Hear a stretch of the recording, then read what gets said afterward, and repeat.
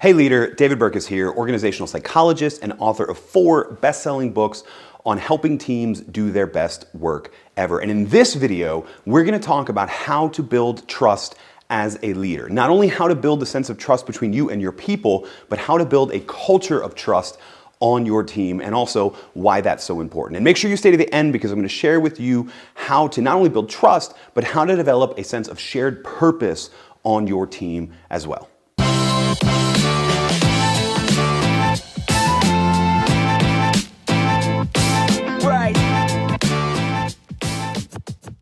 Trust is one of the most important elements of a team culture, but also about an entire company's culture. If people feel that they can trust you as a leader, and if they feel they can trust each other, then they communicate better, they collaborate better, they develop a sense of shared identity and shared understanding that pushes that team to greater levels of performance. And as a leader, building trust on the team is one of your #1 jobs. But how do you measure trust? How do you know if there's a strong sense of trust already? You probably have someone saying they trust you at times. You probably had somebody betray your trust at times. And that's because for most of us, trust is this odd, intangible, almost emotional feeling. And it's difficult to measure. But in truth, trust is actually relatively easy to measure, or at least the feeling of trust between two people is relatively easy to measure if you've got the right equipment.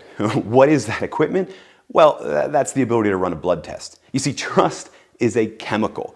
Specifically, thanks to the research of brilliant people like Dr. Paul Zak, we know that the chemical oxytocin in the bloodstream, the hormone oxytocin, determines whether or not somebody feels trusted and whether they're more likely to give trust to someone else. Dr. Zak has run a myriad of different studies that show that when you bestow trust on somebody, you increase the levels of oxytocin in their bloodstream. And when you have higher levels of oxytocin, you're more likely to trust other people. Now, when I look at all of Dr. Paul Zak's research, one of the things that I determine almost immediately is that trust isn't given. Trust isn't earned. Trust, it turns out, is reciprocated. In other words, I trust you, then you feel trusted, you act more trustworthy, and you give trust back to me. It's this virtuous cycle that keeps perpetuating more and more trust. And as a leader, that means that when it comes to building a sense of trust in your team, well, you got to go first. You've got to start that reciprocal cycle. So today we're going to share 4 ways that you can build trust as a leader, both between you and your people and on your team.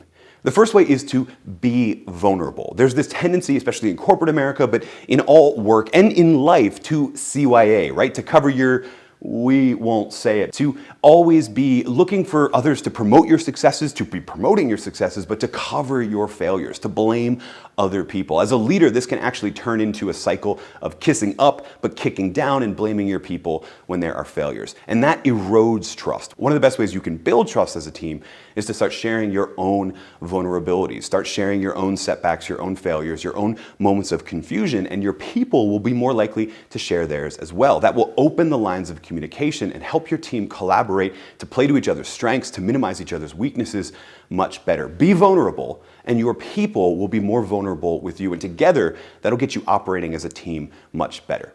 The second one is to communicate the intent behind your actions. When you make an action, when you give an assignment, when you make a decision, don't just tell people the what, but also tell them the intent behind why you believe that way. Don't just tell them this is where we're going, tell them what your intentions are, tell them what your assumptions are. You see, if we don't communicate that intent, other people are going to guess that intent. Admit it, you've done this before. When you can't explain somebody's actions, you try and guess at the intention behind their actions. What that creates over time is a sense of almost cognitive dissonance, because I made an assumption about you that's highly likely to be wrong, and then you're acting this way, and those things aren't actually aligned because my guess was wrong because you didn't communicate with me. So if you communicate your intent right away, you help people understand the why behind the decisions you make, the actions that you're asking them to take, and now there is alignment between those two things because they're not guessing. That misalignment erodes trust, that proper alignment increases it. Now, in line with communicating your intentions is also that when you're communicating a what to other people, when you're giving them a task, when you're setting an objective for the quarter, you leave the how up to them. You communicate that you trust them to figure out the best way to achieve those objectives. That means you trust them with how they're going to manage their calendar. You trust them with what they're going to determine their priorities are in order to get all the work done by the objective that you mutually set. You trust them even in how they're going to interact with clients or customers.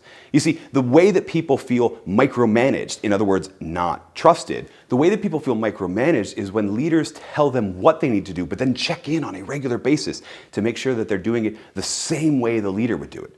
Presumably you hired these people, or at least you trust the people in your care enough because they have the knowledge, skills, and abilities to do the job. And that means trusting them to do the job how they see fit. Now, if we get to the end of the quarter and the what is failing, they're not actually achieving their objectives, then we can have a mutual conversation about how they could do better. But nothing erodes trust more than just observing the how on a daily basis and giving them little course corrections that make them feel micromanaged. You don't want to be a micromanager, you want to be a leader, and the way that you do that is to trust your people with that how. Now, the fourth and final tip for building trust as a team, and it's probably one you will not arrive at right away, is to delegate decision-making to the whole team.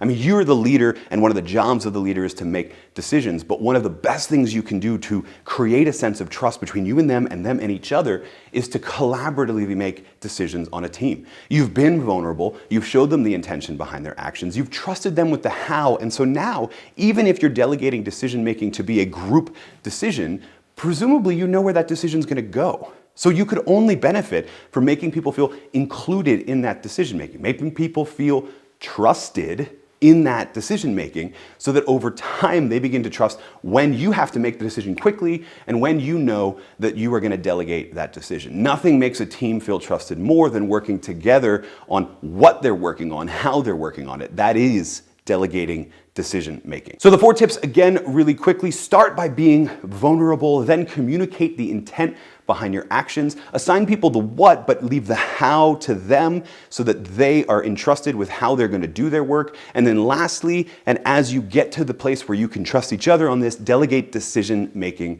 as well. These 4, think of them as steps, not 4 tips you can apply it in any of these. This continuum of trustworthy actions will create a virtuous cycle of trust on your team, will spike people's oxytocin levels, which will in turn spike yours, and the virtuous cycle will continue. We know from the research, trust isn't given, trust isn't earned, trust is reciprocated, and now as a leader, you know how to get that reciprocation cycle started.